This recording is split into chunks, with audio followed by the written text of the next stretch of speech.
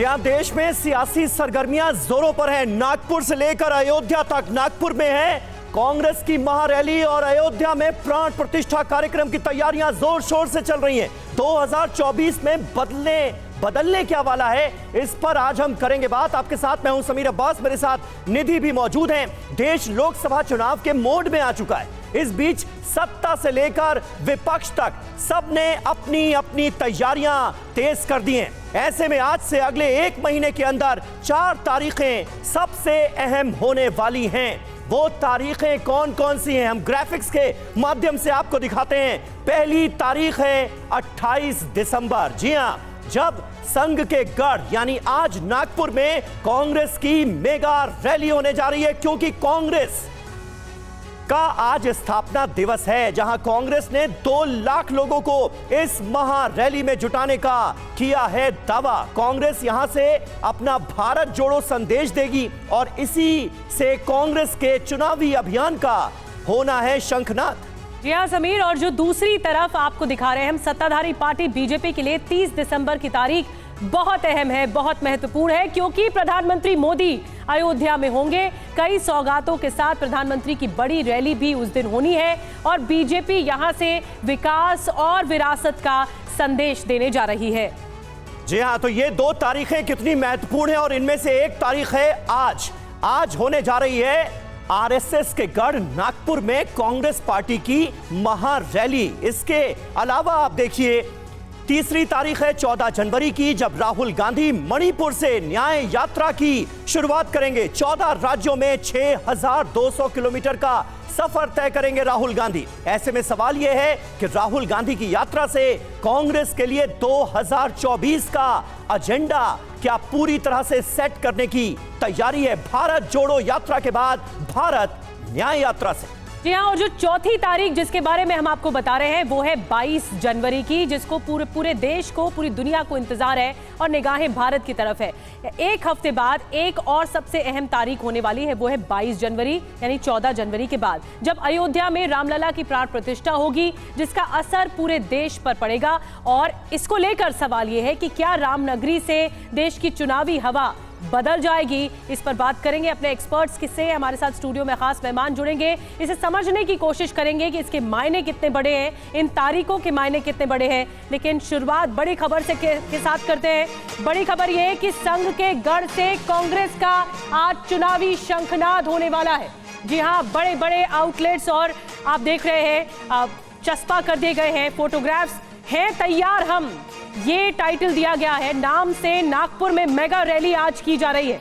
सोनिया गांधी, राहुल, प्रियंका, खड़गे इसमें शामिल हो रहे हैं। बड़े स्तर पर यह कार्यक्रम रखा गया है महाराष्ट्र के नागपुर में, और नागपुर से कांग्रेस के अभियान का आज आगाज भी एक तरह से माना जा रहा है, क्योंकि 139वां स्थापना दिवस भी है। बिल्कुल, तो देखिए इस रैली में लाखों कार्यकर्ताओं को जुटाने का किया जा रहा है दावा। तस्वीरें आपको दिखा रहे हैं नागपुर में मेगा रैली की, किस तरह से जोर शोर से तैयारियां की गई हैं कांग्रेस पार्टी की तरफ से, ये आप देख रहे हैं।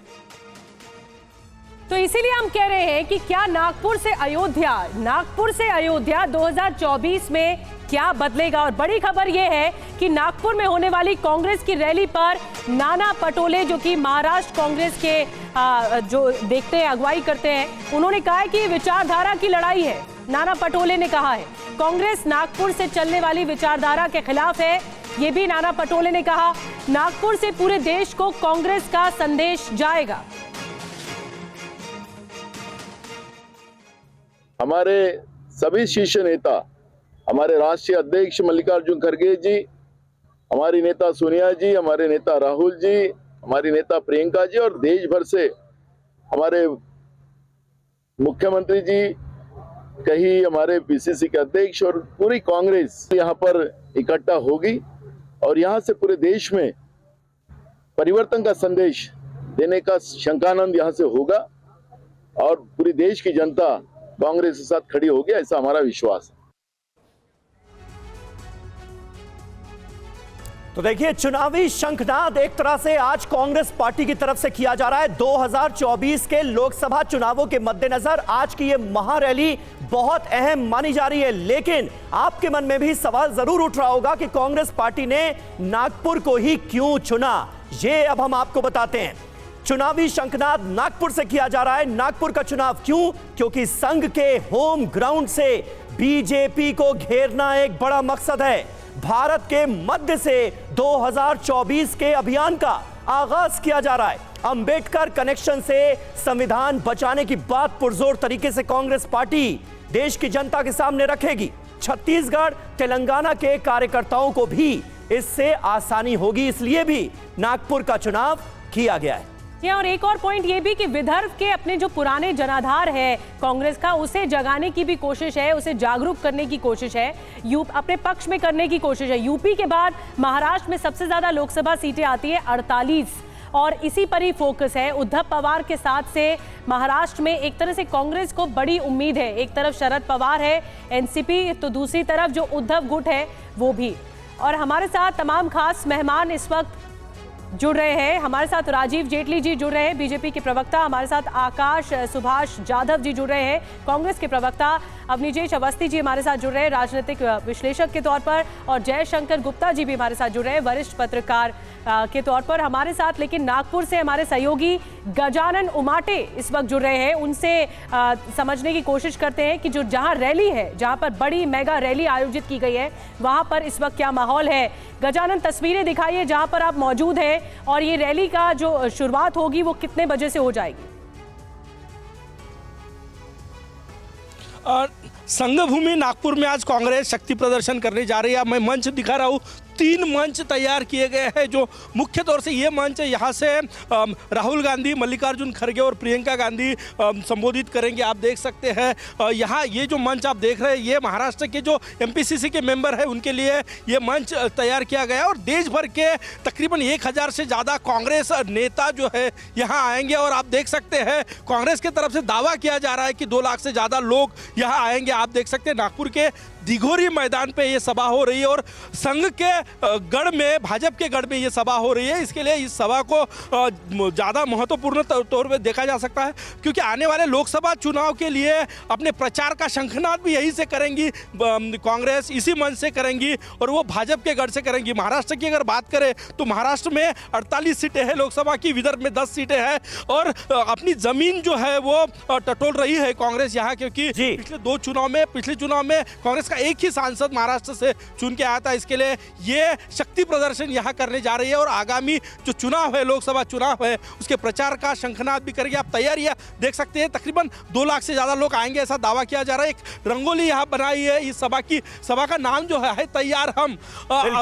लोकसभा चुनाव के लिए कांग्रेस तैयार है, ये संदेश देने का प्रयास यहाँ हो रहा है। और 2 लाख से ज्यादा लोग कांग्रेस पार्टी की इस महारैली में जुटेंगे, ये कांग्रेस पार्टी की तरफ से दावा किया जा रहा है, तैयारियां की जा रही हैं। आकाश सुभाष जाधव हमारे साथ कांग्रेस पार्टी के प्रवक्ता इस वक्त मौजूद हैं। जाधव साहब, नागपुर आरएसएस का गढ़, वहां पर कांग्रेस पार्टी की महारैली इस स्लोगन के साथ की है, तैयार हम। किस तरह की तैयारी है और इरादा क्या है? सबसे पहले तो मैं कांग्रेस स्थापना दिवस की सभी देशवासियों को बधाई देता हूं। देखिए, नागपुर जो है ये मुख्य केंद्र बिंदु रहा है हिंदुस्तान का। यहाँ हमेशा से 2 विचारधारा की लड़ाई होती रही। 1920 के अंदर सबसे पहले नागपुर में कांग्रेस का सेशन हुआ, वहीं से देश का स्वतंत्र युद्ध का आगाज वहां से कांग्रेस पार्टी ने किया था। हिंदुस्तान के स्वतंत्र युद्ध हो और हिंदुस्तान के जड़ंगड़ में कांग्रेस पार्टी का बहुत बड़ा योगदान रहा है।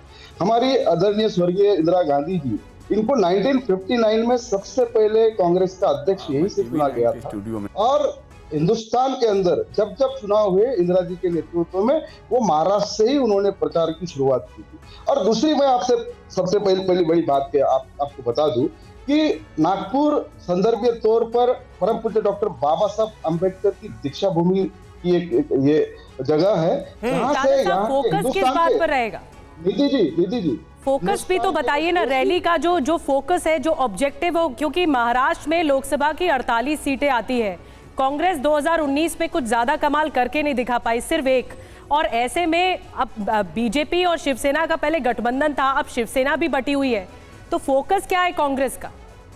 दीदी जी, मैं वही बता रहा हूँ कि परम पूज्य डॉक्टर बाबा साहब आम्बेडकर ने यहाँ के जो शोषित वंचित दलित समाज, जो मनुवादी व्यवस्था थी, वो मनुवादी व्यवस्था के वर्ण व्यवस्था से उनको चुनौती देने का काम उनको यहाँ से किया था, नागपुर से किया था। उसी जगह आज वही विचारधारा की जो सरकार है, मोदी सरकार, जो तानाशाही सरकार है, जो असंवैधानिक तरीके से इस देश को गुलाम बनाने की कगार पे आज खड़ी है, तो उसका एक बहुत बड़ा आगाज कांग्रेस पार्टी नागपुर से करने जा रही है। बिल्कुल हम है तैयार है हम, और हम आने वाले 2024 में एक पूरी ताकत से हिंदुस्तान के अंदर फिर से इस देश को गुलामी की इससे मुक्ति दिलाने का काम। ठीक है, बाबा अंबेडकर का आपने जिक्र किया। बीजेपी ये आरोप लगाती है कि उन्हें चुनाव हरवाने का काम कांग्रेस पार्टी ने किया, भारत रत्न नहीं दिया गया। तो मुमकिन है इन सवालों का जवाब भी आज की महारैली में दिया जाए। राजीव जेटली साहब हमारे साथ मौजूद हैं। राजीव जेटली साहब, दो बातें बिल्कुल क्लियर नजर आ रही हैं।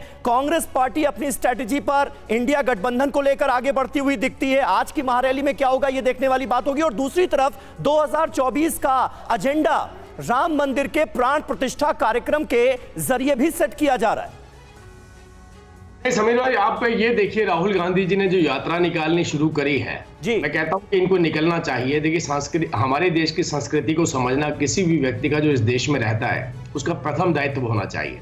पहले भी आपने देखा, भारत जोड़ो यात्रा निकाली थी। भारत जोड़ो यात्रा के अंदर जिन लोगों को साथ लेकर के चले, उन सभी लोगों ने कहीं ना कहीं भारत को गाली निकालने की काम करी।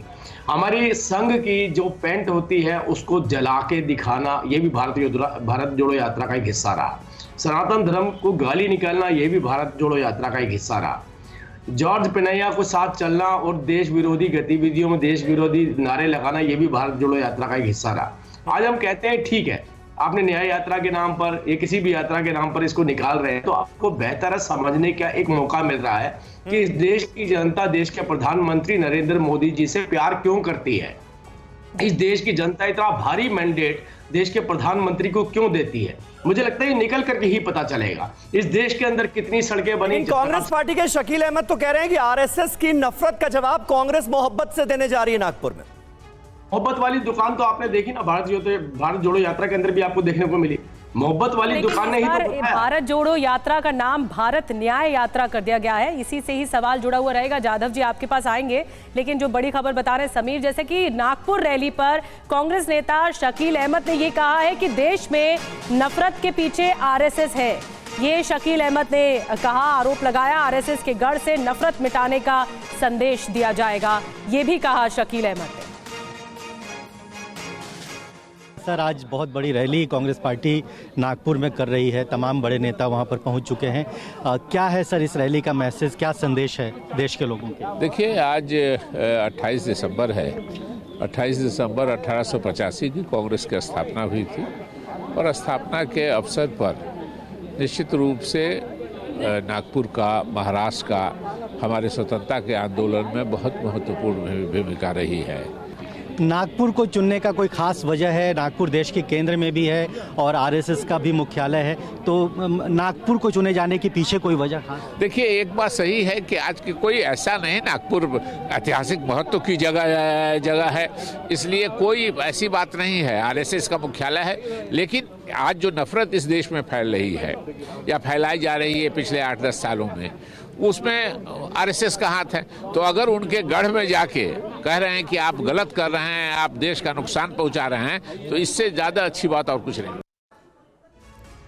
और आइए अब जो बिग बॉल है उसके जरिए और डिटेल्स आपको बताते हैं कि जो इस वक्त मीटर है कांग्रेस का वो कहाँ है। चुनाव में कांग्रेस का जो वोट मीटर है वो इस वक्त कहाँ है, आपको परसेंटेज भी बता रहे हैं, सीट भी बता रहे हैं, और कितना करोड़ जनाधार तक पहुंचा है ये भी बता रहे हैं। अगर हम 2009 से शुरुआत करें तो ये वोट मीटर कहता है कि वोट प्रतिशत 28.55% था, जो 2014 में फिर कम हुआ। देखिए, जनाधार कम हुआ, 19.31% तक पहुंचा, और फिर 2019 में समीर और उतना ही रहा लगभग, लेकिन कुछ खास कमाल नहीं कर पाई कांग्रेस। बिल्कुल, 2009 में 206 सीटें हासिल हुई थी कांग्रेस पार्टी को, 11 करोड़ 90 लाख वोट हासिल हुए थे। 2014 में ये आंकड़ा घटकर पहुंच जाता है नरेंद्र मोदी के आने के बाद 44 तक, और 10 करोड़ 60 लाख वोट हासिल हुए पार्टी को। इसके बाद 2019 के चुनावों में 52 सीटें हासिल हुई, 19.49% वोट हासिल हुए, यानी 11 करोड़ 90 लाख वोट हासिल हुए। अब बीजेपी का वोट मीटर क्या कहता है, निधि? बिल्कुल। अब बीजेपी के वोट मीटर पर देखते हैं, नजर डालते हैं। 2009 से ले लीजिए, 18.8% जब केंद्र में यूपीए की सरकार थी, और उसके बाद 2014 में देखिए क्या ये उछाल आया है, 31.34%, और फिर 2019 में 37.36%, जिसमें सीटें भी बढ़ी हैं और सीटों में भी जबरदस्त उछाल आया है। तो ये हम आपको कांग्रेस का भी वोट प्रतिशत दिखा रहे हैं और बीजेपी का भी वोट प्रतिशत दिखा रहे हैं। जयशंकर गुप्ता जी, मैं आपके पास आ रही हूँ। देखिए, ये एक बहुत इंपॉर्टेंट फैक्टर है। सबसे बड़ी बात इन लोकसभा चुनाव में, 2024 के लोकसभा चुनाव में सीट शेयरिंग फॉर्मूले पर होगी, जिस पर इंडिया अलायंस अब तक सहमत हुआ नहीं है, और सबसे बड़ी नजर तो कांग्रेस पर है। अगर आप महाराष्ट्र में जा रहे हैं, नागपुर में मेगा रैली कर रहे हैं, आरएसएस के गढ़ में जा रहे हैं, तो देखना होगा कि सीट शेयरिंग कैसी होती है वहां पर। निधि, पहली बात तो यह है कि नागपुर आरएसएस का गढ़ नहीं रहा है। नागपुर आरएसएस का मुख्यालय है, हेडक्वार्टर है उनका, वहीं पे स्थापना भी हुई थी। और 1952 से लेकर के 2019 तक मुझे लगता है सिर्फ 2 या 3 सांसद हुए होंगे लोकसभा के जो भारतीय जनता पार्टी के या भारतीय जनसंघ के चुने हो गए होंगे। वहाँ लगातार अंबेडकर और गांधी के विचारों का प्रभाव रहा है। विलास मुत्तेमवार वहाँ से सांसद रहे हैं, नाना पटोले वहीं पे प्रदेश अध्यक्ष हैं, विदर्भ के ही हैं, और विजय वडेट्टीवार जो हैं उनके विधायक दल के नेता वो भी विदर्भ के हैं। मुझे लगता है कि एक तो पहली बात कि नागपुर जो है इस देश का 0 माइल नागपुर में है, केंद्र बिंदु है देश का नागपुर। और दूसरी बात यह है कि जो विदर्भ में कांग्रेस का प्रभाव रहा है उसको ये फिर से हासिल करने की कोशिश करना चाहते हैं कांग्रेस के लोग। लेकिन सबसे बड़ी बात यही है कि भाजपा लगातार चुनावी मोड में रहती है, और कांग्रेस जब चुनाव सर पे आ जाता है तो फिर वो न्याय यात्रा, जोड़ो यात्रा और फिर ये रैली और वो सब करती है। तो इसका थोड़ा फर्क तो पड़ता ही पड़ता है। जी बिल्कुल बिल्कुल। अवनीश अवस्थी जी भी हमारे साथ मौजूद हैं। अवस्थी जी, लेकिन कांग्रेस पार्टी जो एक बार फिर ये बताने की कोशिश कर रही है इस महारैली के जरिए कि भाई आरएसएस नफरत फैलाने का इस देश में काम कर रही है और मोहब्बत फैलाने के लिए सिर्फ एक ही पार्टी है, कांग्रेस पार्टी। आपको लगता है इसका कुछ असर पड़ने वाला है? कौन कौन से मुद्दे हावी रह सकते हैं इस महारैली में आपके हिसाब से? समीर जी, पहली बात तो ये कि वो लगातार जब से संघ बना है और ख़ास तौर से आज़ादी के बाद से 1947-48 के बाद से 1947 में विभाजन के समय संघ की भूमिका जम्मू कश्मीर और पंजाब में क्या रही थी सब लोग जानते हैं। सब लोग जानते हैं। और जो उस पीढ़ी के अभी कुछ लोग बचे हैं उन्होंने अपनी साक्षात आंखों से देखा है कि संघ ने उस समय क्या काम किया था। दिल्ली में जितने भी जहाँ शरणार्थी गए उनके बीच में काम किया। लेकिन कांग्रेस का काम है, कांग्रेस तो लगातार तब से कहती आ रही है, श्रीमती इंदिरा गांधी हो, राजीव गांधी हो, लगातार संघ को गाली देते देते आज संघ इस स्थिति में है कि देश की जो आपने वोट परसेंटेज भी बताया, सीट भी बताई, और संघ की अगर वास्तविक कार्य देखें तो सिर्फ राजनीतिक नहीं है। संघ का कार्य जीवन के हर क्षेत्र में है, समाज के हर क्षेत्र में, शिक्षा हो, विद्यार्थी हो, मजदूर हो, किसान हो, हर जगह जहाँ जहाँ हो सकता है, वनवासी हो, इन सब के बीच में संघ का काम है। कांग्रेस पार्टी एक राजनीतिक पार्टी, और जहाँ तक आपने कहा संघ के गढ़ की बात है, कांग्रेस को अपनी महाराष्ट्र पॉलिटिक्स में 2-4 सीटें बढ़वानी है कि उनको उसमें मिल जाए। इसके लिए वो वहाँ महाराष्ट्र में कर रहे हैं, बाकी और कोई कारण है नहीं। लेकिन समीकरण जो अवनीश जी कहते हैं वो क्या कहते हैं? तभी मैं आकाश यादव जी आपके पास आ रही हूँ, क्योंकि अगर आप बड़े कैनवस में देखते हैं, बड़ी पिक्चर देखते हैं, तो महाराष्ट्र में बड़ी रैली कर रहे हैं, मेगा रैली कर रहे हैं, नागपुर में कर रहे हैं। वहां पर आपका जो ऑब्जेक्टिव है, क्या आप महाराष्ट्र के आला नेताओं को जो इंडिया अलायंस से जुड़े हैं उन्हें जोड़ने की कोशिश नहीं करेंगे? शरद पवार नहीं दिख सकते? एक तरफ तो आप शक्ति प्रदर्शन की बात करते हैं, तो शरद पवार और उद्धव ठाकरे भी दिखने चाहिए साथ। निधि जी, कांग्रेस पार्टी का सेशन है, महाधिवेशन है, उसके अंदर मेगा रैली हो रही है। आज कांग्रेस स्थापना दिवस पर मेगा रैली कांग्रेस पार्टी कर रही है। जब इंडिया गठबंधन का कोई कार्यक्रम होगा तो सभी हमारे जो दल है, साथी दल है, वो साथ में रहेंगे। रही बात, अभी मेरे साथी मित्र कह रहे थे कि जो ग्राफ आप बता रही थी, मैं आपको बता दूं कि 2014 में किस तरीके से झूठे वादे और जुमले करके हिंदुस्तान को ठगने का काम मोदी सरकार ने किया है। और निरंतर जब से सरकार में मोदी जी आए हैं, सब इस देश के जितने भी इंस्टीट्यूशन है, जितनी एजेंसियां है, उसको उसके माध्यम से वेपन बना के इस देश को गुलाम बनाने का काम क्रूरी कैपिटलिज्म के माध्यम से। बीजेपी आप पर यह भी आरोप लगाती है कि भारत जोड़ो यात्रा के नाम पर आपने आरएसएस पर हमला बोला। एक बड़ी खबर भी आ रही है, समीर। बिल्कुल। और इस बड़ी खबर का हमें रुख करना होगा। जादव जी, आता हूं आपके पास। नागपुर रैली के बीच बिहार से एक बड़ी खबर आ रही है। लालू यादव और नीतीश कुमार में सीट शेयरिंग फॉर्मूला तय हो गया है। आरजेडी और जेडीयू में 17 सीटों का फॉर्मूला तय हुआ है। सोर्सेस के हवाले से ये बिहार से जुड़ी बड़ी खबर है। कांग्रेस को 5 और लेफ्ट को 1 सीट मिलेगी। ये सोर्सेस के हवाले से बड़ी खबर सामने आ रही है। इंडिया गठबंधन का जब जब जिक्र होता है तब यह सवाल उठता है कि सीट शेयरिंग कब तक हो जाएगी। एक डेडलाइन तय की गई थी इस महीने की गठबंधन की तरफ से, और अब बिहार से पहला फॉर्मूला सामने आ गया है। और देखिए बिहार का सीट शेयरिंग फॉर्मूला अब हम आपको दिखाने जा रहे हैं। कौन सी पार्टी कितनी सीटों पर चुनाव लड़ने जा रही है इस गठबंधन के जरिए, ये आपके सामने है। जेडीयू 17 सीटों पर, आरजेडी 17 सीटों पर, कांग्रेस को 5 सीटें दी जा रही हैं गठबंधन के जरिए बिहार के अंदर, और लेफ्ट को भी 1 सीट दी जाएगी। ये तय हुआ है। ये सीट शेयरिंग फॉर्मूला निकलकर सामने आया है। इस बीच जेडीयू में अनबन की खबरों पर बोले नीतीश कुमार, कोई दिक्कत नहीं है, सब कुछ सामान्य है। ये कहा है नीतीश कुमार ने कि दिल्ली में पार्टी की सामान्य बैठक होने जा रही है। हर साल बैठक की परंपरा है, इसलिए इस बार दिल्ली में बैठक हो रही है। अध्यक्ष आप रहेंगे जेडीयू के, नहीं, खबरें चल रही है। चिंता मत, नॉर्मल है। हर साल में एक बार मीटिंग का हम लोग का परंपरा है, तो इसलिए उसी की मीटिंग है। नॉर्मल है, कोई ऐसा कुछ खास नहीं। तो देखिए पहला जो सीट शेयरिंग फॉर्मूला है वो बिहार से सामने आ चुका है। राजीव जेटली जी, बार बार बीजेपी की तरफ से यह सवाल पूछा जा रहा था कि भाई इंडिया गठबंधन में सीट शेयरिंग जो है उस पर बड़ी सिरपुटव्वल होने वाली है, लेकिन बिहार से फॉर्मूला आ गया है। इस महीने की डेडलाइन बाकी राज्यों के लिए भी दी गई है। आपको लगता है कि अगर एक साथ मिलकर इंडिया गठबंधन चुनाव लड़ता है, और जो कि इरादा है कि भाई 450 सीटों पर बीजेपी के खिलाफ गठबंधन का एक कैंडिडेट हो, अगर ऐसा होता है तो मुसीबत हो जाएगी आपके लिए? इन सभी लोगों की एक ही विचारधारा है, और एक विचारधारा से प्रभावित होने वाले लोग कभी भी इन लोगों को वोट कर सकते हैं, मैं मना नहीं कर रहा हूं। लेकिन देश के प्रधानमंत्री, मेरी बात अधूरी रह गई थी, पीछे भी आपको ब्रेकिंग न्यूज में जाना पड़ गया था। मैं केवल इतनी बात बोलना चाहता हूं कि ये बात सच्चाई से कबूल कर ली गई है कि इस देश के अंदर अगर लोकसभा में आप देखेंगे तो देश की जनता की कनेक्टिविटी केवल प्रधानमंत्री के साथ रहती है, और इस सच्चाई से मुंह नहीं मोड़ा जा सकता कि इस देश के अंदर बड़े परिवर्तन जो लेकर के आए हैं वो देश के प्रधानमंत्री लेकर के आए हैं। अब देखिए यही तो राजनीतिक दल थे। आज इनकी विचारधारा अलग हो गई, लेकिन मंडल कमीशन की रिपोर्ट दबाने वाले कौन थे? ये भी राहुल गांधी थे, राहुल गांधी का परिवार था।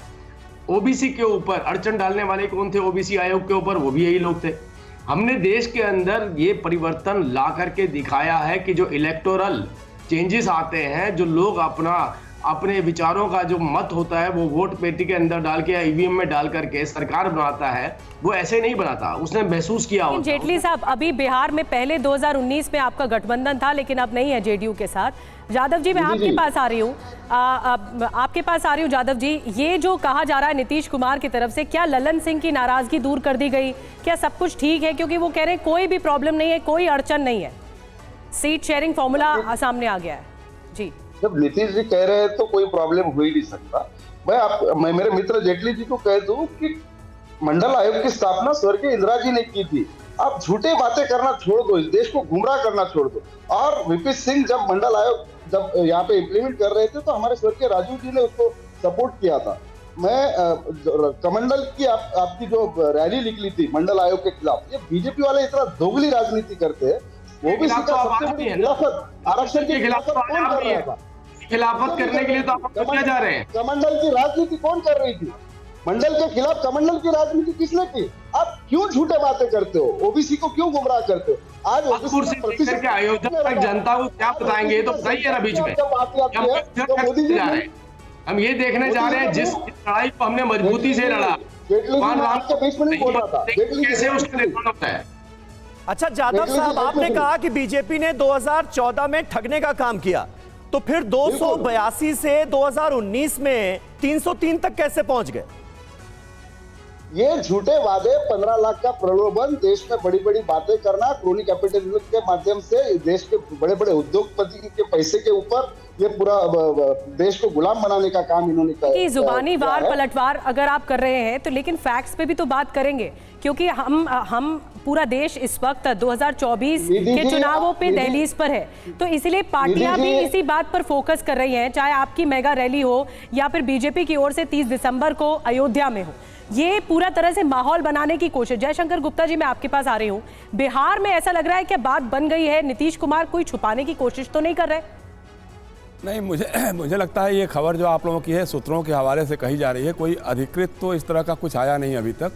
और मुझे लगता है कि जो 17 सीटों की बात हो रही है उसमें से कहीं ना कहीं ये बात अंदर खाने हो रही होगी कि उसमें से एक सीट कोई इनको देगा, लेफ्ट को देगा, एक सीट कोई कांग्रेस को देगा। मुझे लगता है कि ये लोग 16 सीटों पे लड़ेंगे और बाकी ऐसा बंटवारा हो जाएगा। अभी जो फॉर्मूला आया है वो 17 सीटों का है और कांग्रेस को 5 सीटें देने की बात है और लेफ्ट को 1 सीट देने की लेफ्ट मानेगा नहीं, मुझे लगता है कि एक सीट में नहीं मानेगा, क्योंकि वहाँ पे लेफ्ट में IPF भी है, CPIML लिबरेशन गुट जो ठीक है, कुछ चेंज हो सकता है, कुछ बदलाव हो सकता है। बदलाव अब हो सकता अवस्थी है। जी, लेकिन अगर इंडिया गठबंधन ये तय कर लेता है या ये तय कर पाने में सक्षम हो जाता है आने वाले वक्त में कि बीजेपी के खिलाफ गठबंधन का एक कैंडिडेट ही उतरेगा, तो आपको लगता है कि फिर सियासी सूरत हाल बदलेगी देश की? समीर जी, आंकड़ों की ही बात कर लेते हैं। ये सारे पूरे देश में आप 450 कह रहे हैं, मैं 543 सीटों की बात कर रहा हूँ। 543 में इकट्ठे मिलकर लड़े, ज़्यादा अच्छी बात है। हाँ। मालूम होगा 2019 के इलेक्शन में 224 सीटें तो ऐसी थी जहां पे बीजेपी 50% से ज़्यादा वोट लेकर के जीती। सारे इकट्ठे हो जाओ तो भी नहीं होता, नोटा को भी मिला लो उसमें। और उसके बाद 224 से लेकर 272 की ऐसी हैं जिसमें 45% से लेकर 50% तक का वोट है। इसलिए ये तमाम इकट्ठे होना जो है ये एक ऐसी स्थिति है जिसमें, लेकिन अगर आप ग्राफिक्स की स्थिति, हम ग्राफिक्स दिखा रहे हैं दर्शकों को, अवनीश अवस्थी जी, उसमें बीजेपी का भी आंकड़ा दिखा रहे हैं और कांग्रेस का भी आंकड़ा दिखा रहे हैं। तो जाधव जी, अगर बिहार की बात की जाए, क्योंकि नीतीश कुमार एक सीट जीती थी वहां से, 1 सीट जीती है, तो क्या बोलकर इस बार आप चुनावों में जाएंगे? 2024 के चुनावों में जनता के पास क्यों जनता आपको चुने?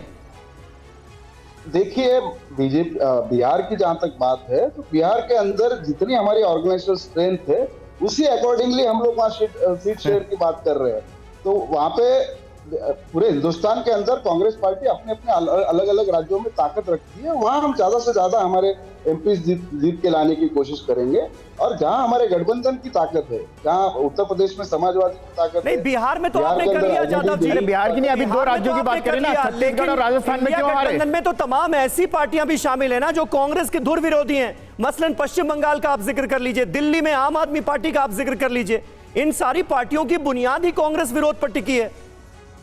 तो देखिए, आज जो इंडिया गठबंधन बना है, जितनी भी पार्टियां साथ में जुड़ी है, ये तानाशाही के खिलाफ जुड़ी है।